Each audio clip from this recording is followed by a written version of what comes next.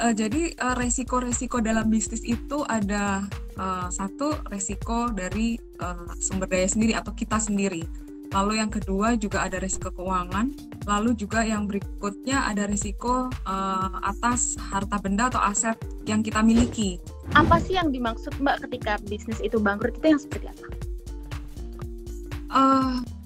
Bisnis bangkrut itu ketika perusahaan atau usaha tidak bisa menjalankan lagi operasionalnya, lalu kemudian kita punya kewajiban atau kita bilangnya hutang yang tidak bisa terbayarkan, seperti itu Kak Aci.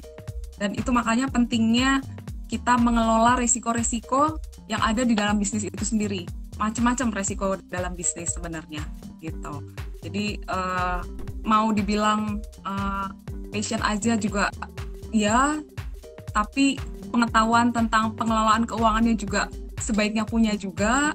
Lalu juga mesti ke depannya juga mesti tahu resiko-resiko apa aja sih di bisnis ini. Bukan untuk menakut-nakuti, tapi untuk berjaga-jaga. Kira-kira sih seperti itu. Wah, ternyata tadi nggak cukup untuk tadi kita punya passion, tapi kita harus banyak belajar juga untuk bisnisnya itu ya Mbak, untuk menghindari kebangkrutan itu. Tapi apa saja sih yang tadi sempat Mbak Bia singgung soal resiko-resiko itu Mbak? Ya.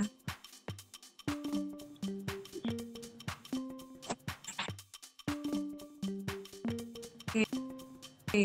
Jadi resiko-resiko dalam bisnis itu ada satu resiko dari sumber daya sendiri atau kita sendiri.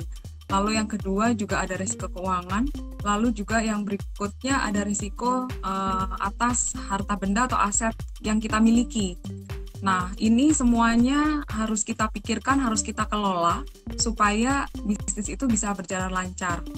Dari sisi keuangan terutama gitu ya. Jadi kita perlu tahu apa-apa saja, misalnya pengaturan keuangannya, apakah mungkin di acaranya Nova dengan Allianz yang kuliah itu juga kan uang bisnis yang harus dipisahkan dengan uang pribadi juga gitu ya. Nah itu jadi jangan dicampur, itu salah satunya.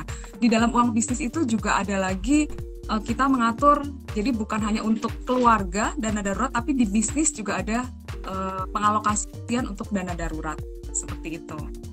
Wah, ini diingatkan lagi gitu, gini Mbak. Nah jadi penting ya. Jadi jangan dicampur aduk. Nah nanti di dalam dana darurat bisnis ini jadi bukan hanya dana itu untuk modal, tapi juga dipisahkan juga alokasinya untuk operasional, tapi juga penting juga kalau dipisahkan untuk dana darurat seperti itu, Aci. Nah, sedikit Mbak nanti dana darurat itu yang nanti postingannya atau alokasinya kemana nih gitu. Nah tapi sebelum dana darurat, resiko-resiko tadi saya bilang resiko keuangan, bagaimana mengelola keuangan itu perlu dialokasikan sebaik mungkin. Tapi juga dari sisi usahanya sendiri itu juga kita perlu mengelola resiko-resiko dalam aset kita atau tempat usaha kita ke pengalihan resikonya harus tepat lah. Nah, salah satunya resiko itu tidak hanya harus kita tanggulangi sendiri. Jadi bisa juga resiko atas tempat usaha kita itu kita alihkan ke tempat lain.